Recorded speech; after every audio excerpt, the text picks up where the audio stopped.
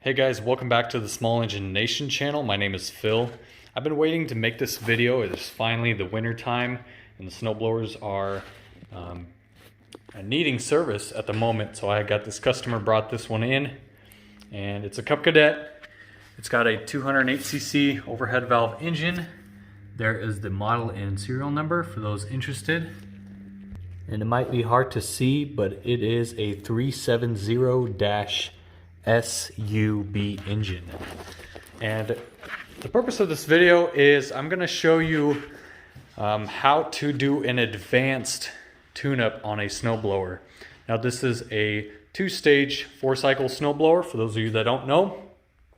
And the reason I want to create or show you the advanced tune-up method is because I see a lot of YouTubers on YouTube that skip a lot of parts, skip a lot of steps, and they just kind of, you know, slap parts at it and do the main grease fitting stuff and inflate the tires, and then they send it out, and that's the end of the video. And the videos are like, you know, 5 minutes long on how to tune up a snowblower. But this is probably going to be the most longest video on my channel for now, I guess. But I want to show you the in-depth method and the advanced way of tuning up a snowblower. And what that means is I'm literally not going to skip any steps. I'm going to do everything by the books, or at least how I do it in my shop. I like to treat my customers right.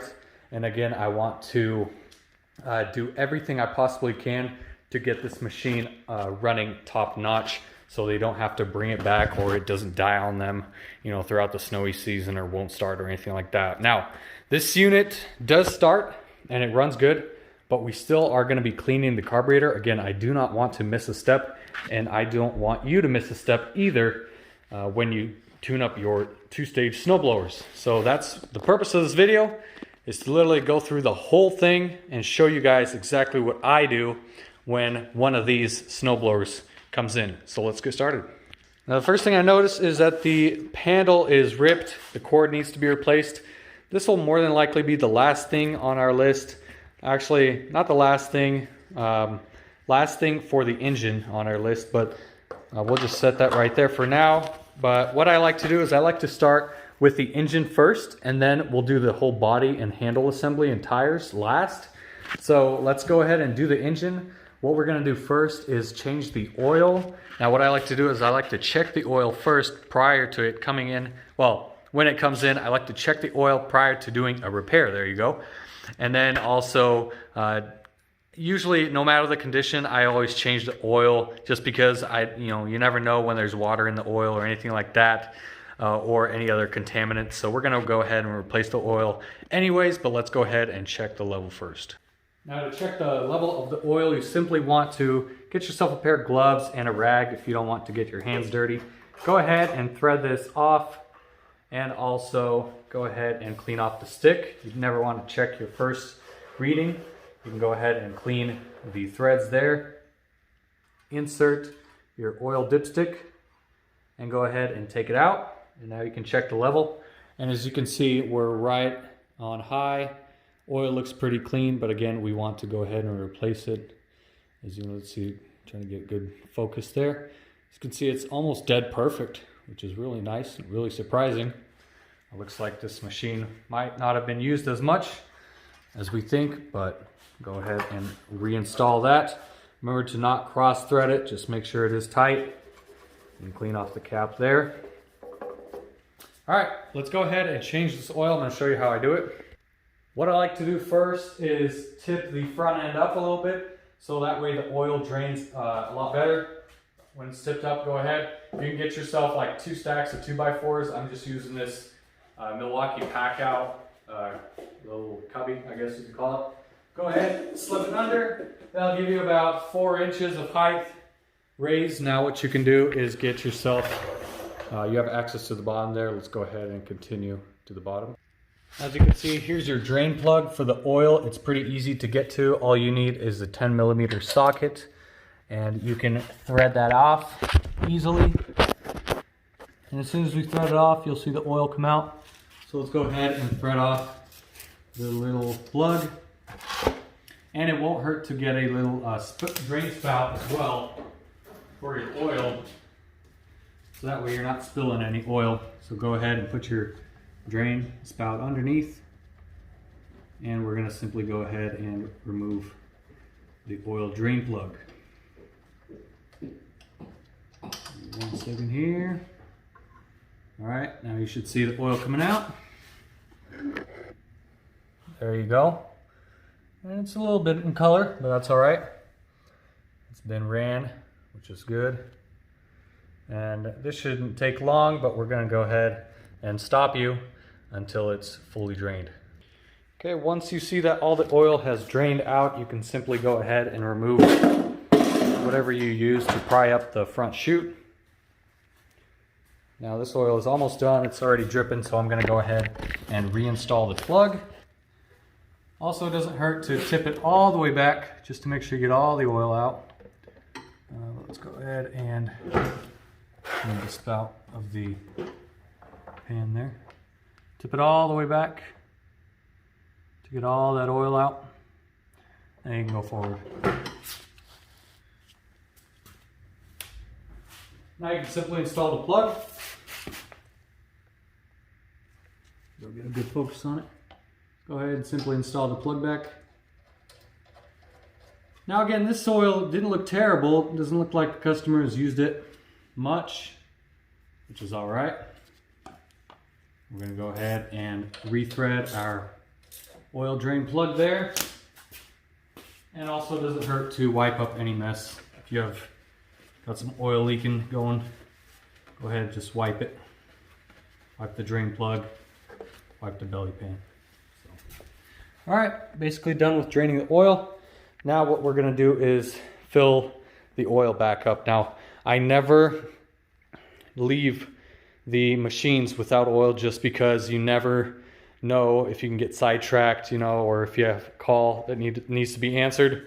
Always make sure to fill the engine with oil, because I have seen some mechanics send out units without oil because they forgot to do fill the machine with oil. They do the oil changes and completely forget to add oil. So oil we're using today is just O'Reilly's motor oil, 5W30. It's pretty cheap where I buy it, and honestly it works well with snowblowers. I've always had good luck with it. And this snowblower engine, it takes 20 ounces. So what we're going to do is we're just going to pour it into our little quartz cup, up to 20 ounces. As simple as that. We're going to take it and fill our engine with the oil. Now you can use a spout for this. I prefer not to. I just have done it so many times where I don't need to use a spout to fill the oil reservoir. So I'm just going to use the cup, bend it a little bit, and pour it in there. Again, this is 20 ounces of 5W30 oil. 5W30 runs a lot smoother in colder temperatures. I know there is like Toro winter oil, but honestly any 5W30 oil will work for this application. We're going to go ahead and fill our oil in our oil reservoir to the last drop. Just kidding. All right, that should be good. And you can go ahead and test it. We're not going to test it right now. I kind of know it's at full mark. As far as running the machine, we are going to test the level. See what our level's at. I'm going to go ahead and let it drain a little bit in there. Wipe off the first mark.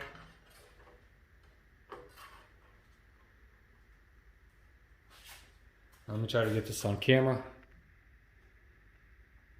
We're right at that high point. As you can see, it ends right at the H, at the high mark.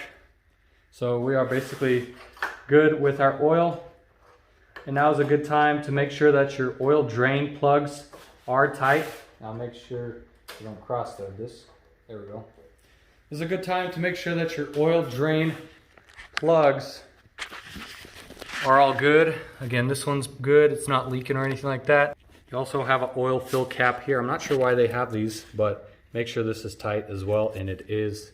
I've seen a lot of machines blow their engines because this cap comes off during operations and all the oil comes out of it. and the owner doesn't know, and then what happens is the engine throws a rod or something like that because the oil comes out of here without the customer knowing. So make sure, if you have these on the side of the motors, make sure they are in place and tight on. Otherwise, you might run into that blown engine issue. Now, the way I disperse of my oil is simply just take it to a 5-gallon bucket. And I have one for gas, one for oil. Go ahead and lift the lid, take your pan, lean it against the wall, and let it drain out that way. Perfect. Next, what we're gonna do is replace the spark plug. Go ahead and pull the boot there.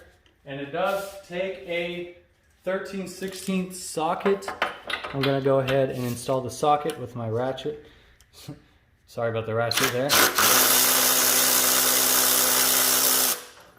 It's a Milwaukee ratchet, battery operated. Go ahead and take the plug out. As you can see, a Torch F6RT or F6TC. These are no good for these engines. You can go ahead and toss it in the garbage. We're going to be using a brand new Oregon spark plug. This is a 77312-1. Also, it can be at RN9YC. So we're going to go ahead and install it.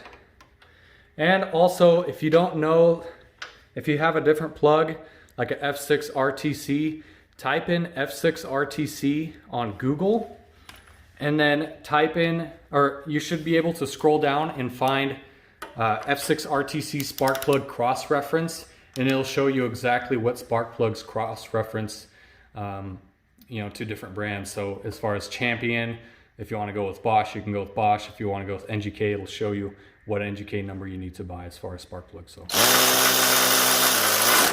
I went with Oregon. So I like Oregon because they're cheap, but they're good. They're good quality spark plugs. So that was pretty easy. That's probably by far the easiest thing to do on a snowblower tune-up. So did the oil, did the spark plug. Up next, we're gonna go ahead and look inside the carburetor, clean the carburetor as well. Now, I honestly don't like the way this motor is designed as far as covers go, because the carburetor is actually, here are the two carburetor nuts on the studs, and the carburetor is behind this plate here. You literally have no access to it other than a float bowl, which you can use to drain your fuel. But I'm gonna show you, the carburetor is actually right behind here. We're gonna go ahead and remove this cover here, and then this cover here. There's two separate pieces you need to remove. But these bolts are 10 millimeter, so I got a 10 millimeter on my Milwaukee 3/8 battery operated ratchet. Go ahead and remove the screws. You got two here. You got two nuts here. One more. I'll show you the location of the other ones. So you have one on the back here.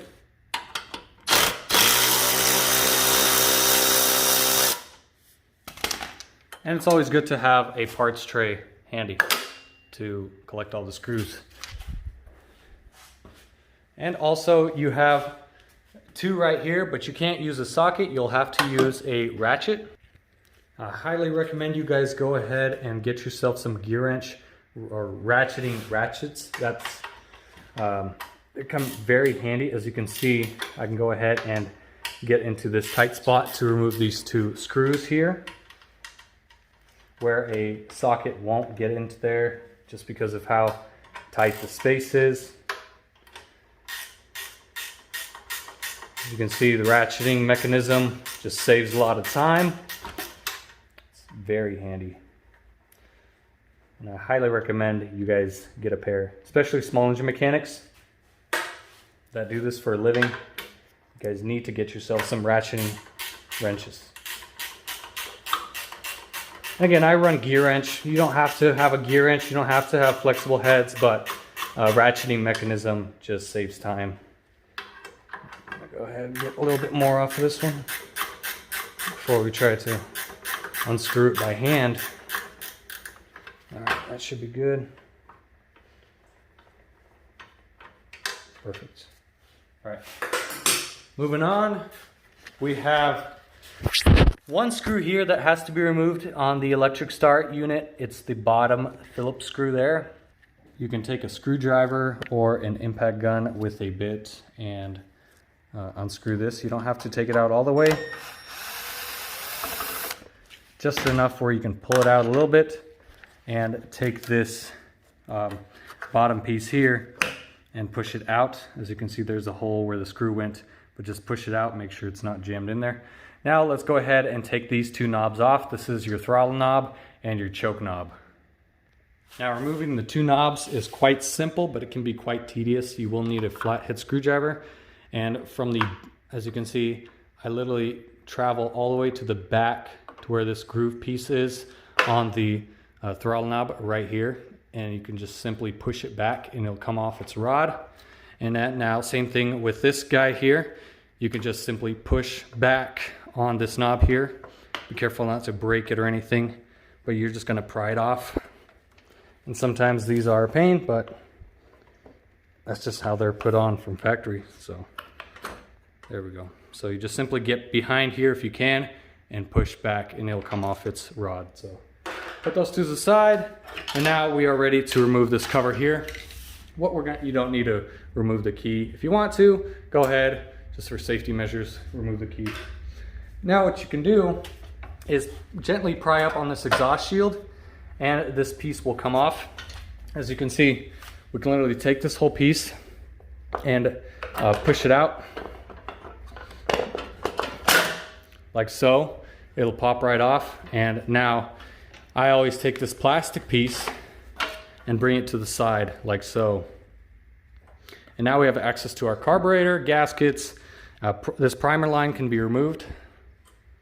So we're gonna go ahead and remove the primer line. And now you got a gasket here. We did have something fall. I'll show you what that is. If you have these pieces fall, they actually go inside of their position for the air filter cover. So this little one will go in here, obviously, because it fell out. This one's actually bigger than this small one. And the only difference is the depth, as you can see there. So put that aside. Now we have access to the shield. And let me get a closer zoom in here for you guys so you can see what we're dealing with. And this will be handy when you go ahead and reinstall the carburetor. So go ahead and remove your shield like so. There is the configuration for the rod if you need that. Go ahead and simply remove your shield. And now you have another gasket here. Make sure to take them off and not break them. And now this can simply be pried up and out like so. Now you have your carburetor, and we're gonna go ahead and pinch the fuel line so we don't have any fuel dripping out. So what you can do next is pinch the fuel line. I just have some vice grips with some fuel line on the ends, so that way I don't damage the fuel line when I'm pinching it, but you want it closed off so you don't have any fuel leaking. If you do have a fuel shutoff installed somewhere here, then you can go ahead and turn the fuel off. Now what you want to do is you want to get yourself some pair of pliers and remove the hose clamp or the fuel line clamp, whatever you want to call them. Just move it back, and now you can simply take a screwdriver, a flathead screwdriver, and push this fuel line back to remove it.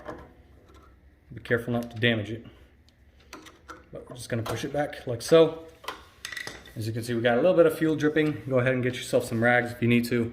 But now we have, let's move this exhaust plate back. We have our governor spring, and it is hooked on. As you can see, there's a hook end. Go ahead and push the hook end forward, and it'll remove itself. So now the governor rod, also same thing, is just hooked on to the end. You just want to go ahead and push your carburetor forward as far as you can, and go ahead and push up on the rod. That will remove the carburetor. Now if you still have fuel dripping like I do, go ahead and get yourself a 1/4 inch extension and just plug the fuel line like so, so you don't have fuel dripping out. Okay, so moving on. If you guys haven't seen any of my videos, this is the carburetor cleaning station. So we're gonna go ahead and remove the 10 millimeter screw from the bottom. And you'll see a bunch of gas pouring out. Just spread it around the rag if you have a rag. If not, then well, you're gonna have to clean up your mess. But go ahead and take the pin out of the carburetor and take your float out. It should come out with the needle. Okay, now what you want to do is you want to remove the main jet and the emulsion tube. That is probably the #1 reason why snowblowers won't start or run with a surge, is one of these is clogged. If the main jet's clogged, you definitely will not get a running snowblower. It won't start for you. No matter what you do to it, it won't run. So the main jet is in there. Want to get yourself a flat enough screwdriver, or thin enough screwdriver that is, that'll actually fit inside here. You'll see, let me try to get a better focus there. As you can see, someone's been in here before. I already see a notch in the main jet slot, but let's go ahead and take that screw out. And these are the #1 screws that strip on most mechanics when they go ahead and clean your, try to remove your main jets and clean your carburetor. So got it pretty much all the way out, kind of. Go ahead and give it a slight tap, and you will have your emulsion tube, as you can see there, and your main jet. So the main jet has a very tiny hole orifice inside. As you can see, it's kind of clean. That might be due to the fuel, but let's go ahead and blow it. Okay, and now that opened up the hole a lot, bigger hole there. And this main jet's pretty good to go, but we're gonna be throwing it into our ultrasonic cleaner slash moneymaker. Okay, blew out the emulsion tube. As you can see through all of the holes. This is basically clean. So obviously this machine ran. If yours didn't, you might have these two parts completely dirty. So next thing, we did the emulsion tube, main jet. We got these bolts out, the float, the needle. We need one more thing, that is the idle jet. It's located underneath this screw here. So go ahead and remove this screw. And now your idle jet is right underneath here. You can pry it with the same screwdriver that you used. This is the #1 reason why snowblowers surge. Now this idle jet screw does have a small orifice hole inside there that also has to be cleaned and cleared. And on this one, I believe it's clear as well. So as you can see right through it. Kind of hard to focus, but it is clean.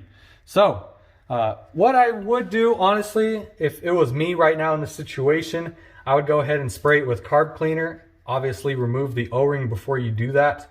Otherwise your O-ring will stretch and it won't be the same size, and you'll run into fuel leak issues. But since this carburetor doesn't leak, or the O-ring isn't stretched or anything like that, the machine runs itself. And for the purpose of this video, we are gonna clean it with our ultrasonic cleaner anyways. So I got the ultrasonic preheated to 60 degrees. We're gonna put all our parts in here. You can leave this out, but I always throw it in just because. Throw all of your parts in there. And you can go ahead and simply give it a bath. Again, if you don't have an ultrasonic cleaner, I will have a link down below where you can buy one. These are very handy when it comes to cleaning small engine carburetors. Set it to 15 there and let it run.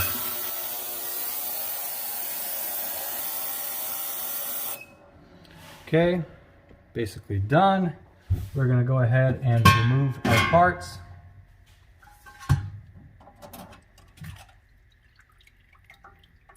Now be careful, if you are using this, it is very hot. So go ahead and dump all your parts out. Your carb, your float bowl, and you can put the cage back in. The ultrasonic cleaner. Now comes the part where you reassemble. I always take my gloves off just because I don't like to reassemble carburetors with my gloves on. I don't know why. I can take them off completely with my gloves, but installing, rebuilding carburetors, I have to kind of get a feel for them. So you can keep your gloves on, doesn't matter. What I like to do is shoot air through all the parts.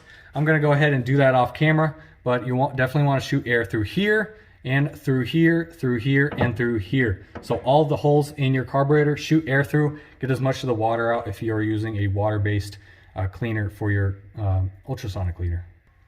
Okay, now that I got all the parts blown off, what we're gonna do is we're gonna rebuild this carb.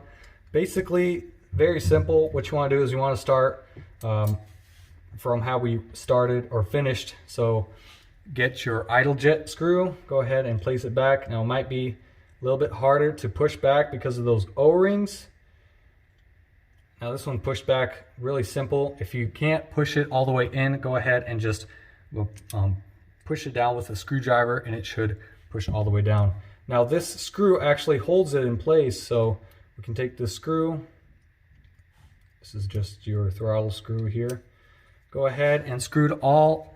I'll show you kind of where I stop. I always stop where I see one thread out on that screw, and we got one thread out, so that's perfectly where it should be.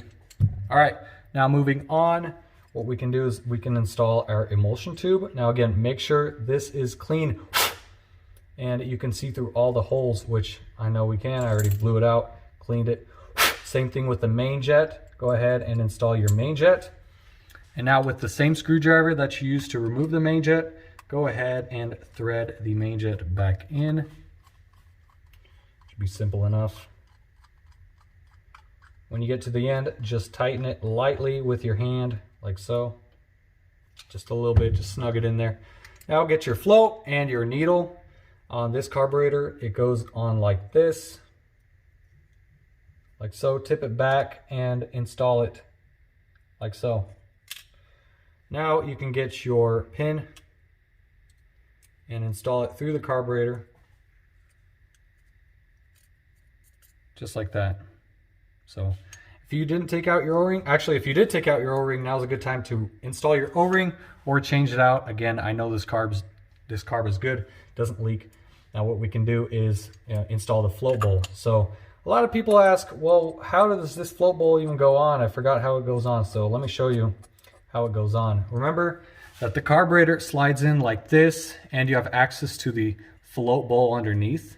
So what I like to do is I always like to point my drain plug. You can actually use this as a drain plug. Instead of taking this screw out, you can just use this screw.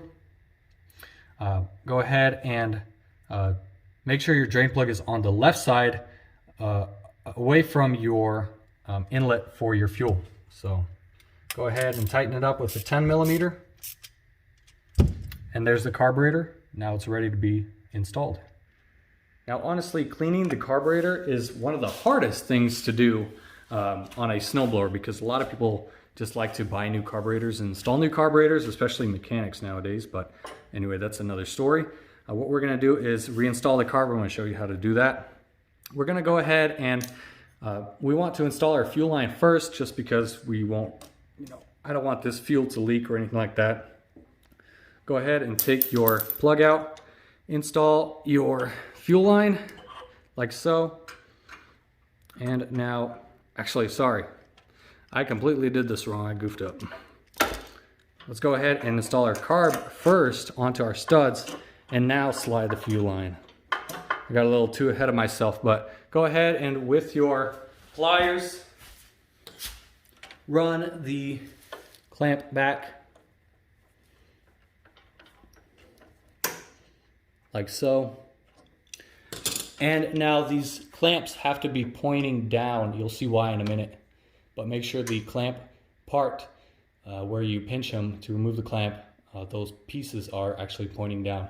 You can go ahead and remove your vice grips there. Now comes the fun part.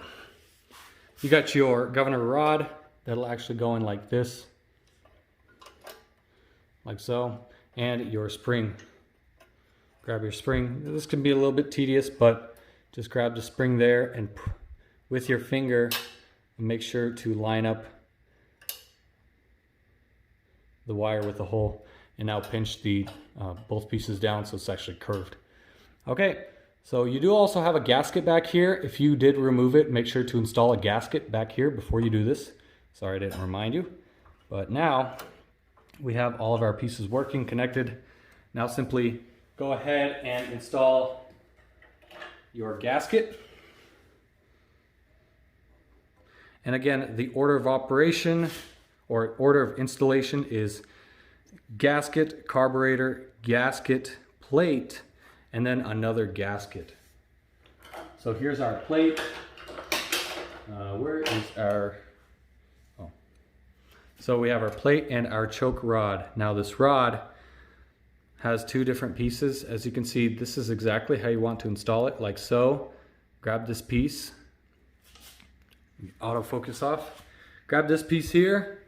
Move your little end inside there. Push down on it. And now bring it back like so. Let me get a better view here for you guys. You can kind of see exactly what I'm doing. Now grab your plate. Get the little hole on the back of the rod there and simply slide it on like so. And now you can line up your studs with the plate and push back on it. Okay. Just have one more gasket. Again, gasket, carb, gasket, plate, gasket. And this gasket goes on like this. All right, perfect. Now what we want to do is reinstall the cover. Now reinstalling the cover can be tedious. Again, you want to go exactly how you did it from the first time, installing it, go ahead and, removing it. Now we're installing it, go ahead and install the primer line with your clamp. This will want to slide back on you due to the pressure from the fuel line, but go ahead and just hold it back there. You want to swing this cover all the way around underneath the wires there, or cables. Right. Our primer line came off, it's all right. Just reinstall it. And now simply line up your studs.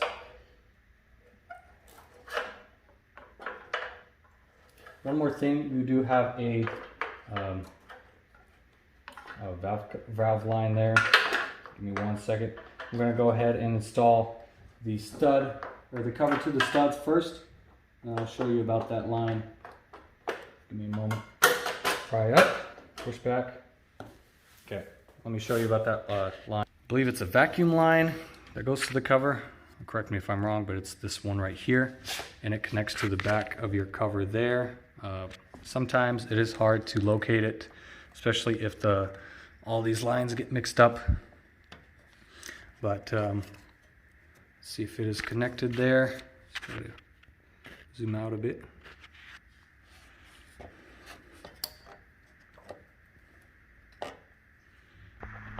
Okay, got a flash on. You got your line, goes all the way to the back, and on the cover there's actually a nipple that the line slides on. So I went ahead, it's kind of hard, but you got to get your 2 fingers in there and kind of feel for the vacuum line. It'll slide right on, and now you can simply push your cover back and continue with the process. So let's get your back mounted. Now we can simply go ahead with the reinstallation. There is no right or wrong way of doing this, but what I like to do is I like to line everything up first. So go ahead and slide this plastic cover underneath your exhaust cover. That'll kind of line everything up in place. Now you can simply go ahead and loosely install your screws. Oh, and also I forgot to mention, I almost forgot, that was a good time to inspect your primer line and primer bulb. So if you didn't do that, if your primer line and primer bulb aren't holding air, you can go ahead and test them. Just take that primer line off, put your finger at the end of the primer line to cap it, and press on your primer bulb. If the air can't be pushed through, then you're good. If you have air leaking, then your primer line or primer bulb are cracked and need to be replaced. And visually, you can more than likely see which one it is. It can also be both. So you'll have to replace your primer line and primer bulb. I check these primer bulbs the same way. Again, I forgot to do it, but just letting you know. Sometimes you can see cracks right here on the primer bulb, but this one I know is good. So we're gonna go ahead and continue with the installation of the screws. Go ahead and thread these screws on lightly. We don't want to tighten any of these. Again, don't forget the one in the back right here. That will have to be installed as well. Just lightly install it. You got your 2 carburetor nuts, 10 millimeter. Go ahead and install those. And you got your throttle plastic knob there.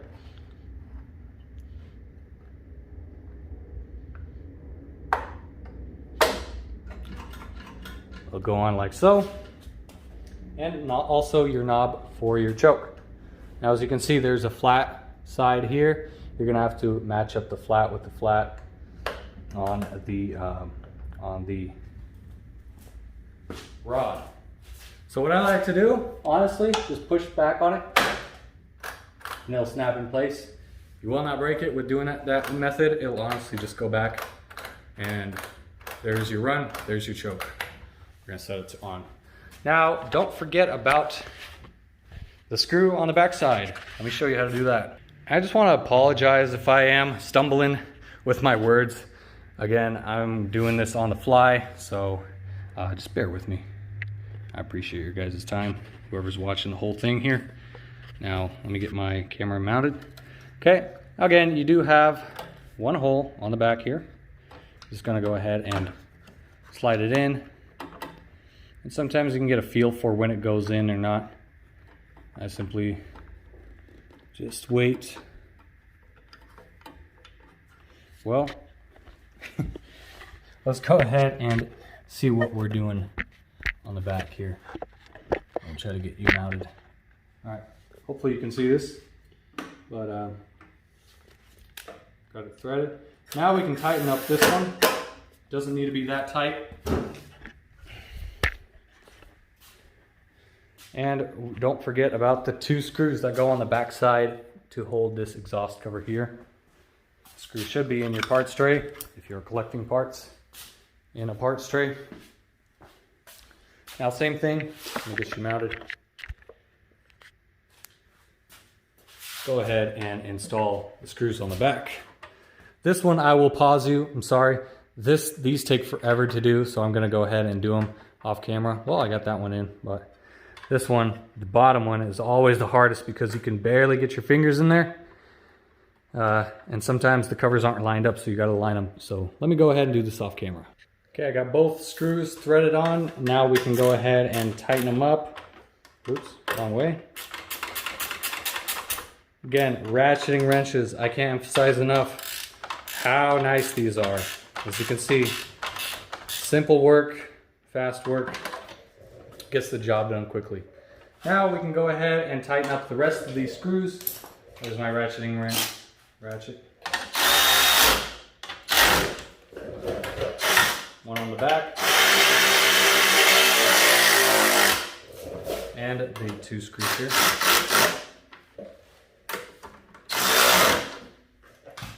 And our key. So that completes the carburetor clean. I hope that was informative. But let's go ahead and move on to the recoil. That's probably going to be the last thing on our list. Also, one more thing I want to mention to you guys before I forget. You do have a in-tank fuel filter, not this one. Some people think they get confused with this one and that one there. As you can see, whoop, there's that filter. That filter does get clogged from time to time. As you can see, this one is clean. I can't get a good focus, but anyways, that is located right here. You can simply wrench it off and replace it if you need to. Right there, you can get a wrench on there and replace it if it is clogged. As far as this one, it's not clogged, so we don't have to replace it. And these filters do crack from time to time from the ethanol. Oops, my focus, sorry. These filters do crack from time to time, so you will have to replace them so you don't get any plastic old cracked shavings in your fuel tank. So, but those 2 pieces are good. So we're gonna move on to the recoil. You'll need an 8mm socket. This recoil is held on by 3 8mm screws. Go ahead and remove them. Now, if your rope is If your rope is good, then you don't need to do this. Then you can skip to the next, go to the video description and just click on the next timestamp. But for those of you that want to replace the rope or the pull rope on your recoil, this is for you. And also for the customer. It's obviously broken. There's that little sucker. Oh, there it is. A little hider. All right, let's take our recoil to the bench. And you as well. All right, recoils are pretty easy, honestly. Let me show you. What I like to do first is remove all the old rope from the handle. You can usually twist the end and push up on the rope, and the backside will come out. Sometimes it does, sometimes it doesn't. Let's go ahead and get some pliers on there. Give me a moment here.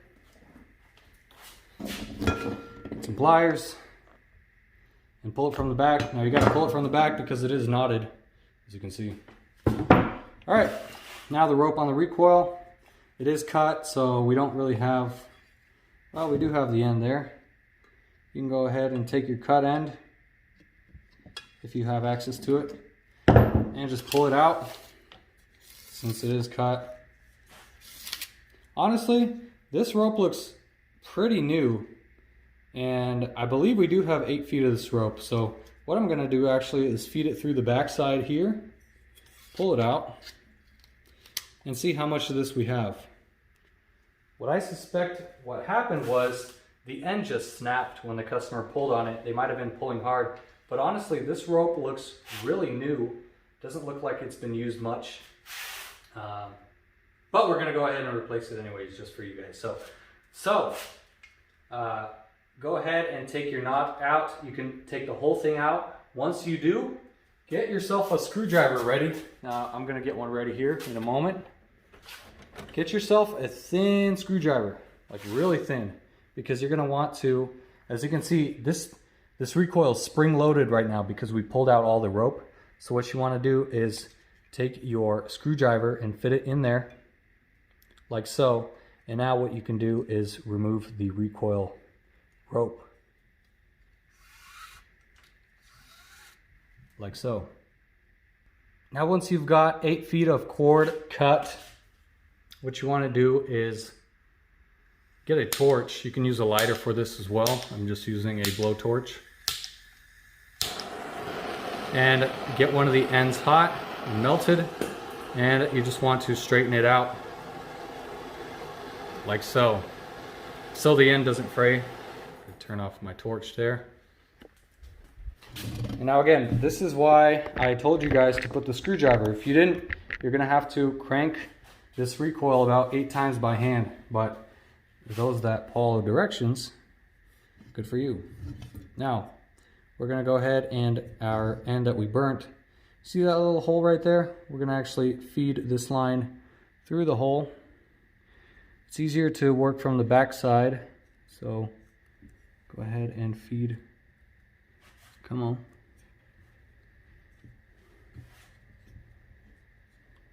There we go. Feed our line through the hole, and now keep feeding it. If you can get some pliers, go ahead and push it through the main hole there as well. Like that. And now you can simply pull it out. Like so. Now keep pulling until you reach the end. Before you pull it all the way out, make yourself a knot. It's a shallow knot, so go ahead and pull on it. That's plenty enough. You can heat this end here. I'm not gonna do that. I don't really usually do that because I never have issues with it coming undone. If you make a strong enough knot. Now that you made a knot, go ahead and take your other end and take your handle and push it through. Same thing here, make yourself a knot. Like so. Take your handle and this is how I do it. Just tighten it up like this. If it pulls out, then your knot's not tight. But I'm full strength in this pull right now, so I know for a fact it's pretty tight in there. We are good. So now comes the fun part. Take out your... Okay, so now you simply remove the screwdriver and let this recoil do all the work for you. Just slightly guide it to where it'll come in place like so. Now we can take this and reinstall it. And you can also test it just by pulling it a few times to make sure everything's working.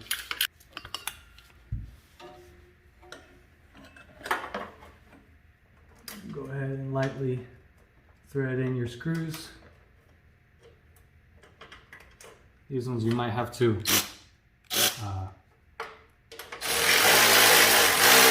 screw in a little bit so it actually holds the recoil while you put the other ones in.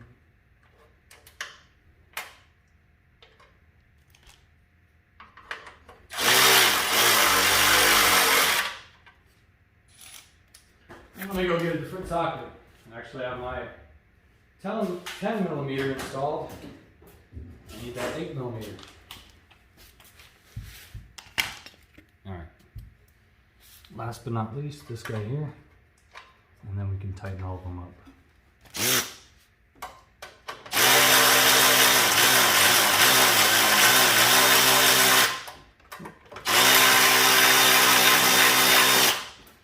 I missed the threads. Give me a second here.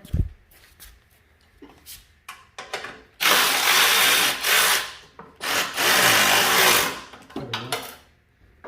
Soften the threads a little bit. And last one. Well, that's how you do the recoil. We're basically done with the engine. Now it's time to do the whole body assembly and handles and cables. Now that we got the whole engine assembly put together and tuned up, basically, we're gonna start with the front. We're gonna go ahead and adjust the shoes right here. Those are called shoes, to raise the scraper bar so the scraper bar doesn't actually scrape the ground. First thing I like to do is actually put a wrench underneath. Something that'll raise it, you know, about a quarter inch high or so. Now go ahead and unloosen the 1/2 inch screws here, or nuts, and make sure that the scraper, or the shoe, is on the bottom, connected to the bottom there, making contact to the bottom. Now you can go ahead and tighten up the nuts.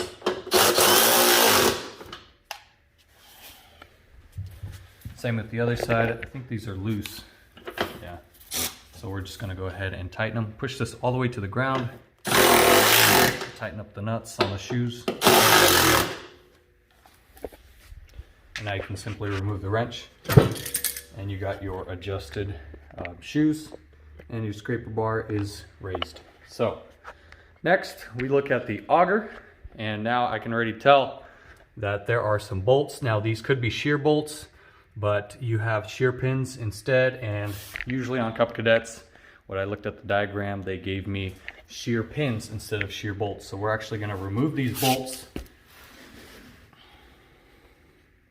Remove them. You can use the 7/16 on both ends.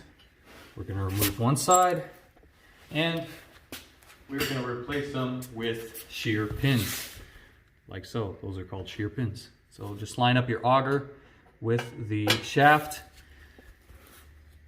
and go ahead and install your pin.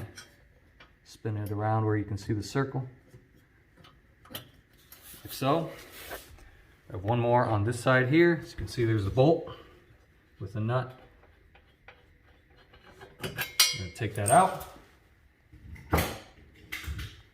and install our shear pin.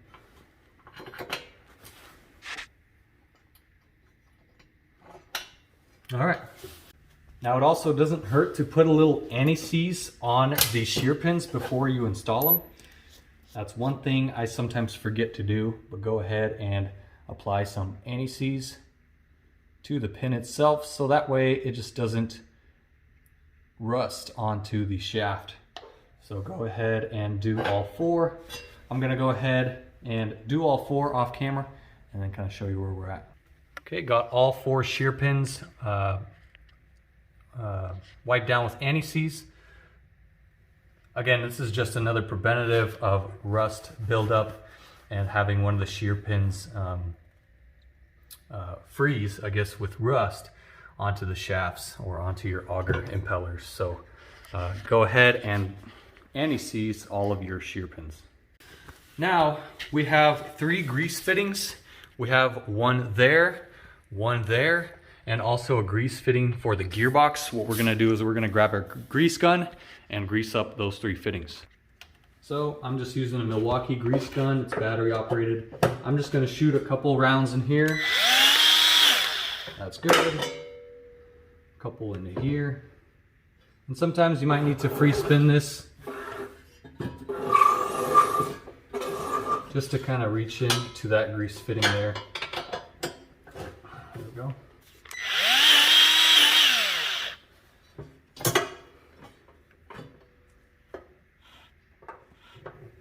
And 2 here. All right. And now just get yourself a rag and wipe off any excess grease that is on the fittings. You don't want like dirt buildup or anything there. Usually dirt likes to catch on that grease and just cause a mess. But just go ahead and clean them off as best as you can. Okay, so now that we got the shoes adjusted, the grease fittings greased, gearbox greased, and we checked to make sure that all the shear pins are good, which they are, we are basically done here. So now moving on, we are actually gonna grease the gears right here. Let me show you how to do that. What you wanna do is take this 1/2 inch screw out first.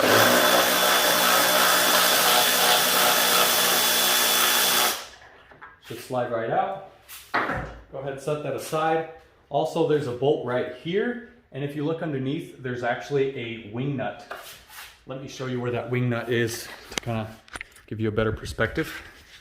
The wing nut is actually right here, and you can go ahead and unloosen that. If you're wondering how to take this bolt out, you just push on the, give me a second. You push on the screw from underneath and it'll come right out. So there's the 2 pieces. Set that aside. And also you need to remove this pin here. Let's go ahead and remove the pin and slide the shear or the pin out like so.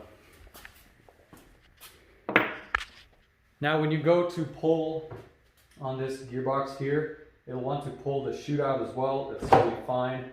You just pull it right out. And as you can see, this comes right out too. So those pieces separate.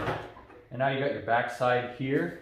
What I like to do, and as you can see, I did tune this up last year, and I did put a little bit of anti-seize on there, and it's still held up, but I'm gonna go ahead and apply some anti-seize. Now if you're wondering why I apply anti-seize, this is just a secondary precaution. You don't have to do this. I know a lot of mechanics don't do this, but I like to just because you have metal to metal contact in these 2 areas here. Both pieces are metal.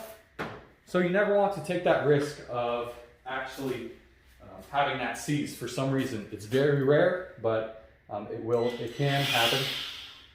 I've yet to see it happen, but again, as a secondary precaution, you just want to apply anti-seize to at least one side. So you have another gear here that turns your chute. You just want to apply some grease. Again, as you can see from last year, the grease held up pretty well. Just go ahead and apply some grease to that gear. You don't need to go excessive on it. Just put a little bit. And now also, you want to apply some grease on this ring here. We're just gonna grab some grease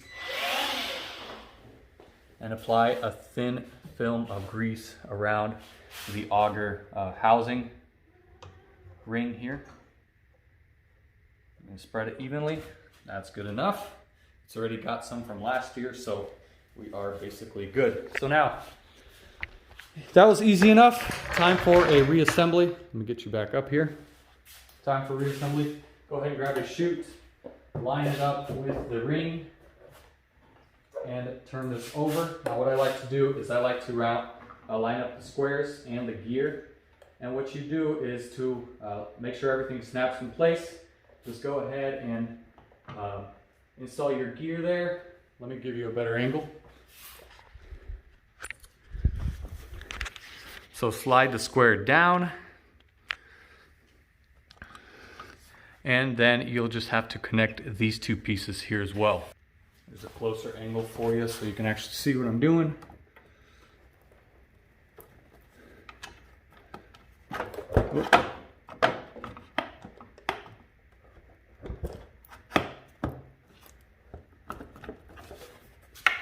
Sometimes it takes a little bit of wiggling to do to get this in to the correct position. Oh, there we go. Okay, so now simply enough, go ahead and reinstall the pin that goes on the bottom here. Get a better focus. Pin goes in the top hole. Slide it all the way through. And go ahead and install your cotter pin. Keeper, and then also we are going to go ahead and install the screw from the top.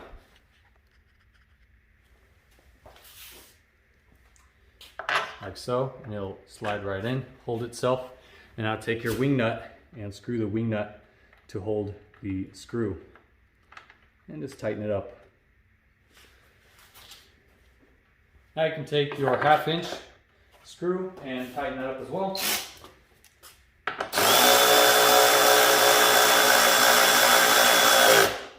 Okay. So that basically concludes the chute. Tuning up the chute. So again, a lot of mechanics don't do this, but I always like to do it.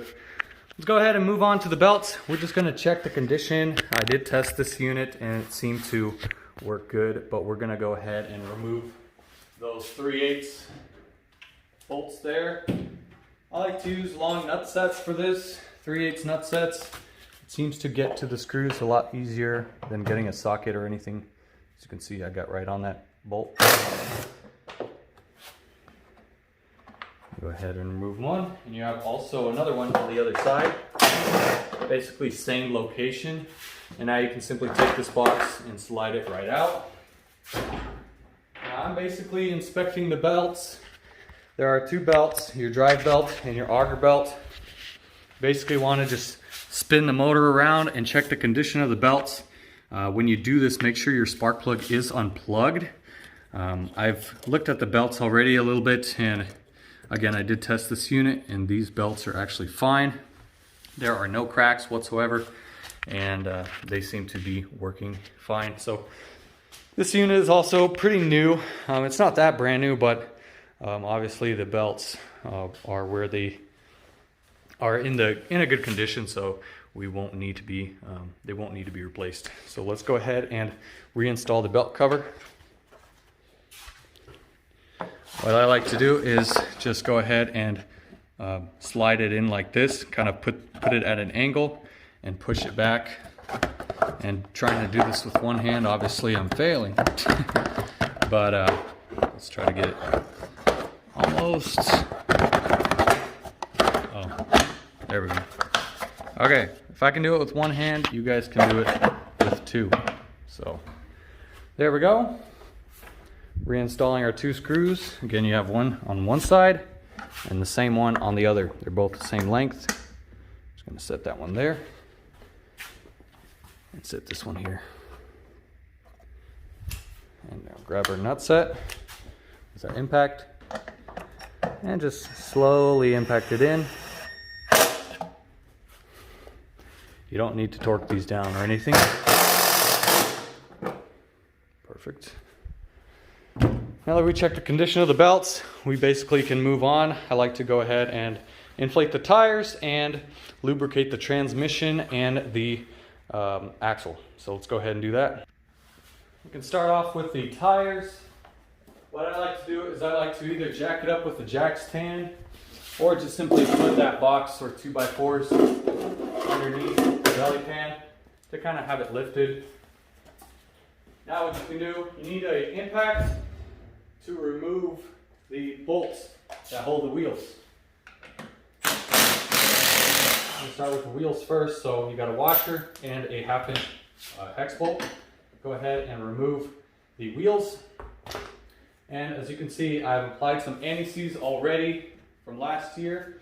So what we're going to do is we're going to reapply some anti-seize again. It doesn't hurt to put a lot and just apply it everywhere. Just go all the way around. You can spin the wheels if you need to. I'm just going to kind of reapply, give it another film coat. You don't want to touch this stuff with your hands because it will stain your hands. You better go wash them. Okay, that's pretty good. We're going to go ahead and install the little spacer, plastic spacer, and now simply reinstall your wheel. If the wheels are seized, you might want to find some videos on YouTube of how to remove seized wheels. I know Donnie Boy has a video on there.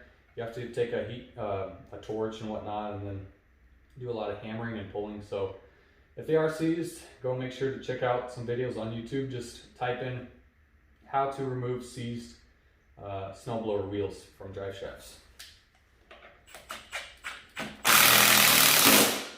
Okay, now we're just going to inflate it. You want to inflate these tires to a maximum of 20 psi. Now I think these tires are pretty good. I'm just going to go ahead and check them. So we're sitting at 19 psi on this tire. So we do not need to inflate it, but you need to inflate your tires to 20 psi. That is the maximum rating. So move on. Let's slide this unit. This side, we're going to do the same exact thing we did. Remove the hex bolt with washer. Take the wheel off. Take the spacer out. Go ahead and apply some anti-seize. Again, as you can see, this anti-seize holds up very well throughout the year. So this is a Permatex brand. If you're wondering, let me see if I have a good focus still. Yep. So let's go ahead and apply thin film. Now this snowblower seems like it wasn't used much from last year, so it's all right. I'm gonna go ahead and install the washer and the wheel and the washer. Oh, spacer. I think I said washer on that, but spacer, wheel, washer, hex bolt, 1/2 inch. Touch it on. Let's check the PSI. We're at 20 on this one. So we're good. On the wheels, inflating them, and also applying anti-seize to the axle itself. It also won't hurt to go ahead and put some anti-seize onto the bolt itself as well. I have seen bolts freeze up on the threads of the axle. So just go ahead and apply some anti-seize and you can simply thread your bolt back in like that. And we're going to go ahead and do the same on this side as well.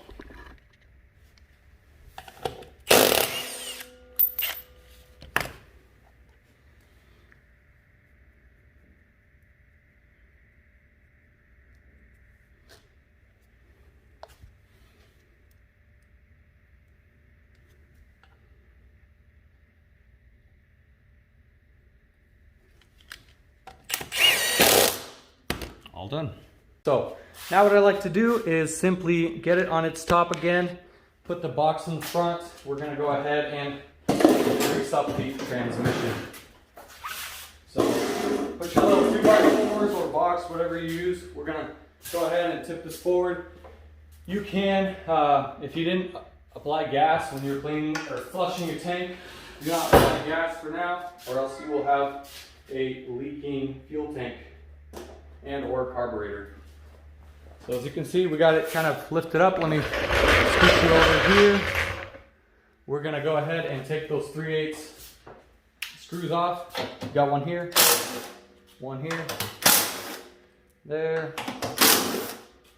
and here. Now this belly pan can simply be removed. Like so, you just pull this out. So right away I already see that basically everything looks good, but I'm going to show you what you need to do in order to make yours look good as well. Again, I don't see a lot of use from this. Where's my rag? I don't see a lot of use of the snowblower from last year, but we're going to go ahead and start cleaning it anyways. What I like to do first is lubricate the drive shaft. We just need a thin film of lube. Get some on your finger here and apply it on this shaft here. Just spin it around and apply the lube. It won't hurt to remove the old lube as well. Sometimes that has dirt or whatever, but this one seemed to be good. Now what you can do,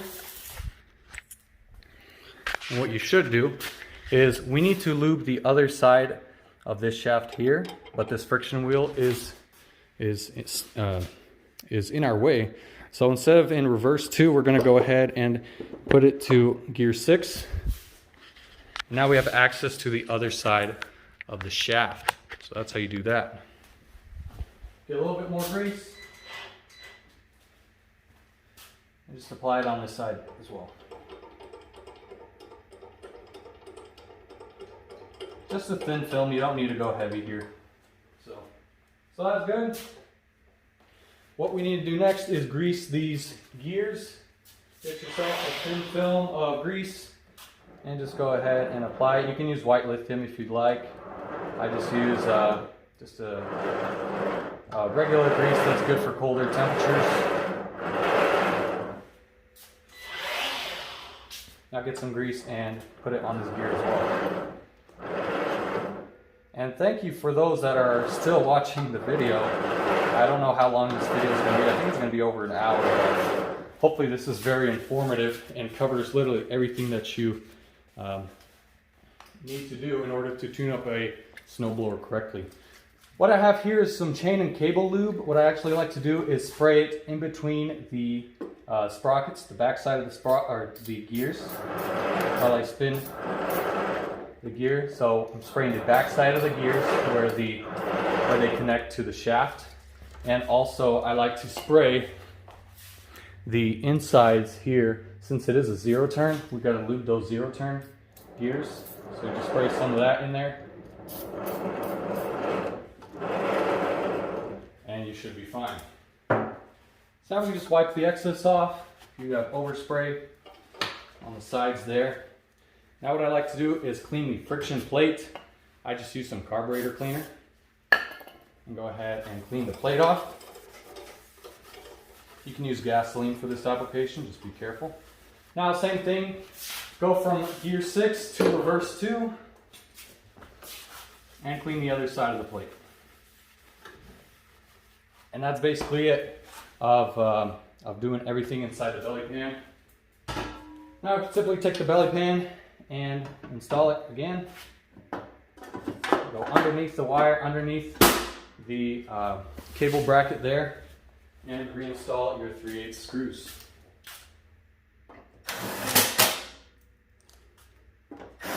Simple enough.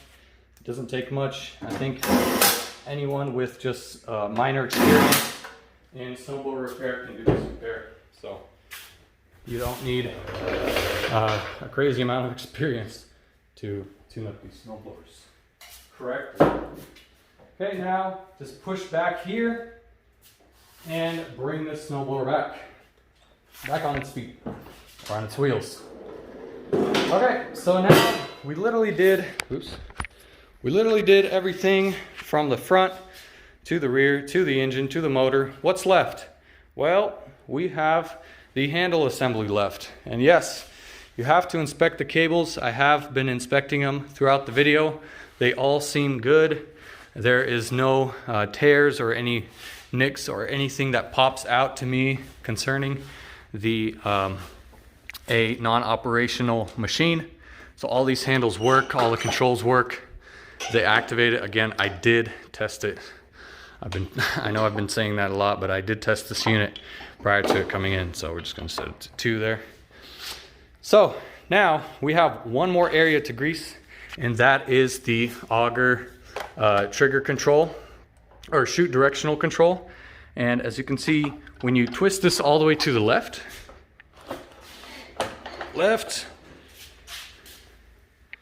you have gears right there that need to be lubed. Now there is my lube from last year, but we're gonna go ahead and just shoot a little bit of lube in there.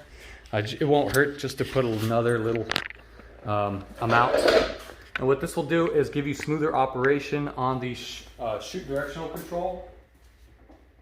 Doesn't take much. Just go ahead and fit it in there. 2 pumps is good, and just 2 pumps there.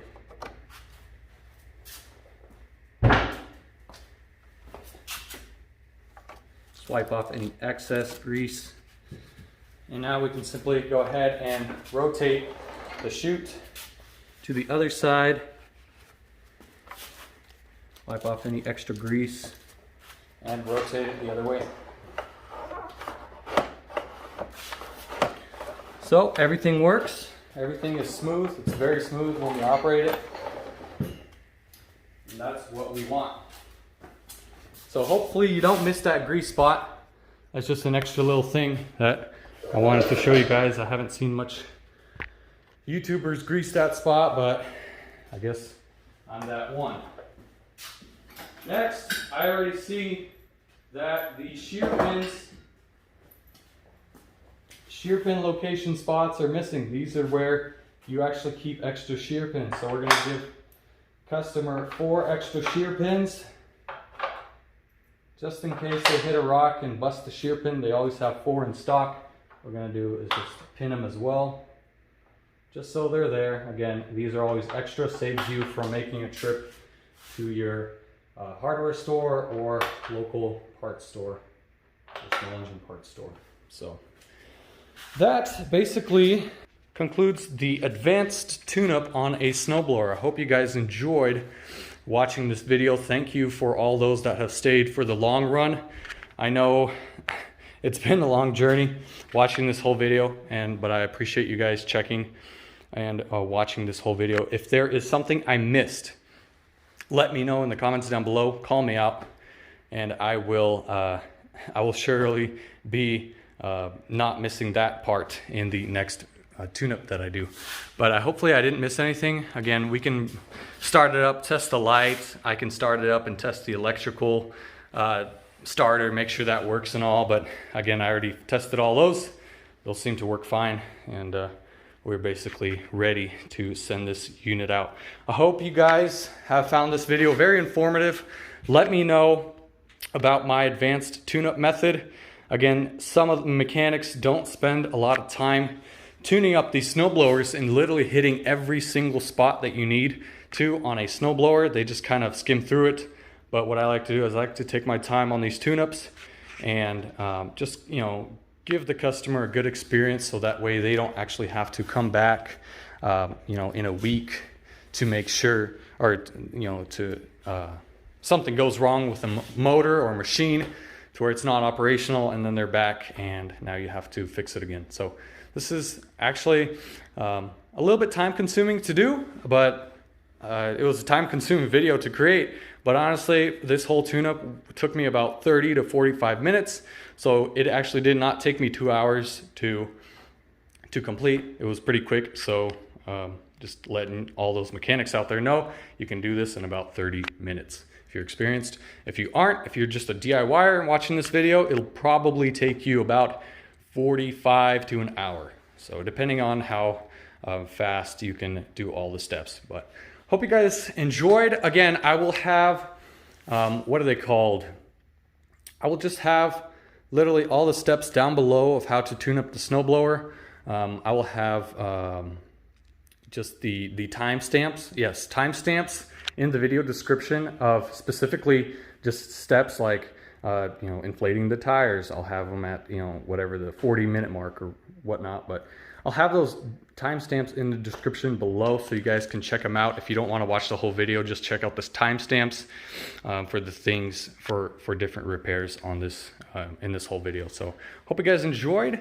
Take care. And if there was one thing I would do, but I don't want to do this, is to split the chute from the body and lubricate the shaft that holds the whole auger assembly in. Take the nut out, take the shaft out, lubricate it with anti-seize and put it back together. I don't do that with tune-ups just because it's just so time consuming. That's one thing I guess I missed, but in reality I didn't. I just never do that when we do tune-ups. So if anybody was gonna call me out on that, I got you right there. Anyways, I hope you guys enjoyed the video. Let me know in the comments down below what you guys think of this video. Hit that like, hit the subscribe button to never miss a new small engine repair video. More headed your way. In the meantime, take care. Have a wonderful day.